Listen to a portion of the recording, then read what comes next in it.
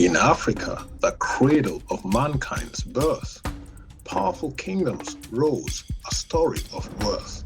From ancient times to the Middle Age, a continent's tale, a captivating stage. With deserts hot, the Sahara stands tall, and Nile's great river through nations it does sprawl. A youth-filled land, the youngest population, diamonds and cocoa from its fertile foundation.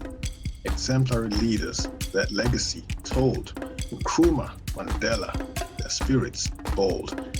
Ellen Johnson Sirleaf, her first female leader, so wise. From Liberia's democracy, where freedom lies. Aliko Dangote, an entrepreneur's might. Wealthiest in Africa, a beacon of light. With refinery brand, his vision so vast. A symbol of progress, an icon to last. Namlolwe and Nyanza, a freshwater gem, reflected the dreams of many a gem. A continent of superlatives, it's true, with vibrance and vigor, a future anew. If history has shown such stars of grace, in Africa's embrace, new legends will trace.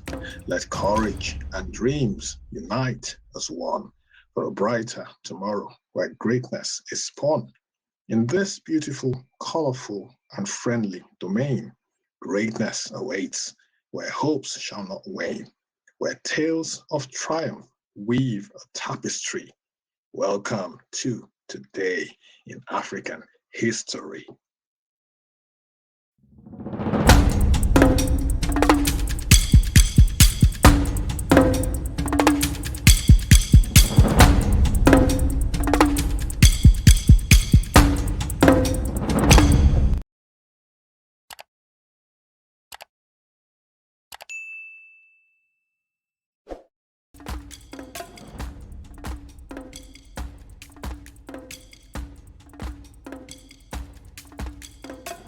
August 24th. President Truman of the United States appointed Edith S. Sampson as an alternate U.S. delegate to the United Nations on this day in 1950, thereby making her the first African American representative in the United Nations from the United States.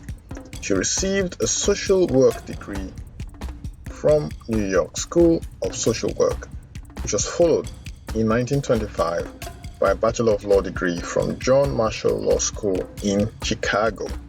She became the first woman to receive a Master of Law degree from Loyola University in 1927. In 1962, she became the first African American elected female judge in Illinois, Chicago, United States of America, after winning her campaign to be an associate judge to the Municipal Court of Chicago.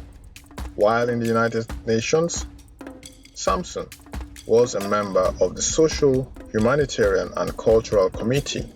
She served in the United Nations until 1953, was on the U.S. Commission of the United Nations Educational, Scientific, and Cultural Organization, also known as UNESCO, during President Eisenhower's administration, and was the first African American U.S. representative to NATO in 1961.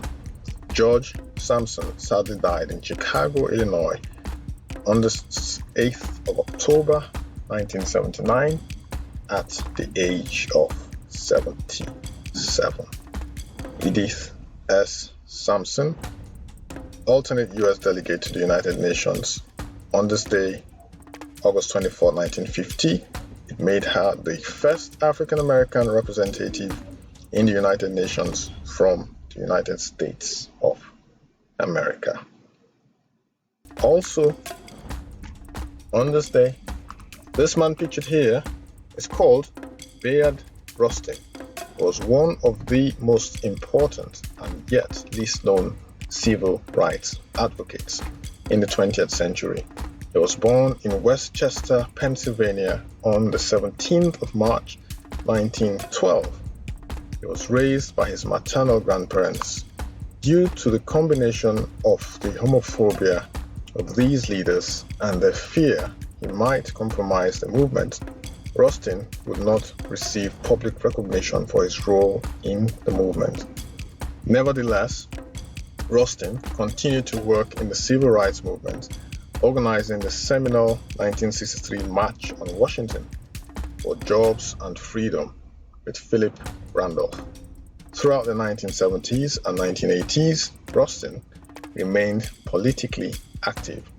Although he often shared their commitment to human rights, Rustin was a vocal critic of emerging Black Power politics.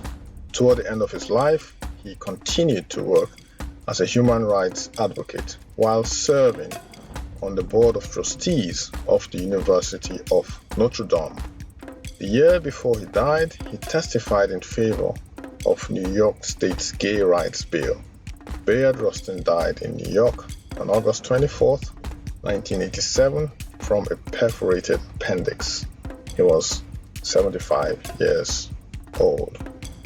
Bayard Rustin, one of the most important and yet least known civil rights advocates in the 20th century, born March 17, 1912, sadly died on this day in 1987. Sometimes the greatest inventions are those which simplify necessary tasks.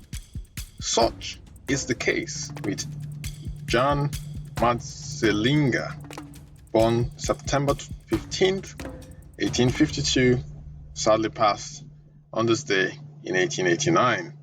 He was an African-American inventor who made it possible for ordinary citizens to purchase shoes. In the early days of shoemaking, shoes were made mainly by hand. For proper fit, the customer's feet had to be duplicated in size and form by creating a stone or wooden mold called a last, from which the shoes were sized and shaped. Since the greatest difficulty in shoemaking was the actual assembly of the soles to the upper shoe, it required great skill to tack and sew the two components together. It was thought that such intricate work could only be done by skilled human hands. As a result, this phase was not yet mechanized, and shoe lasters held great power over the shoe industry. They would hold work stoppages without regard for their fellow workers' desires, resulting in long periods of unemployment for them.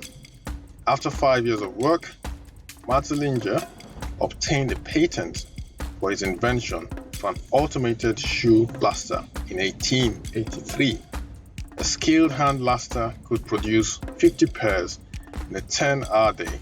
Matzeliger's machine could produce between 150 and 700 pairs of shoes a day, cutting shoe prices across the nation in half. Absolutely fantastic. So we have a black inventor here. His name was John Matzeliger, sadly passed on this day in 1889. So guys, ladies and gentlemen, I hope you've been inspired by today's edition of Today in African History. This guy was an inventor. So can you? So if you've got any ideas, anything that you think would propel us forward as Africans, African Americans, British Africans, European Africans, what's stopping you?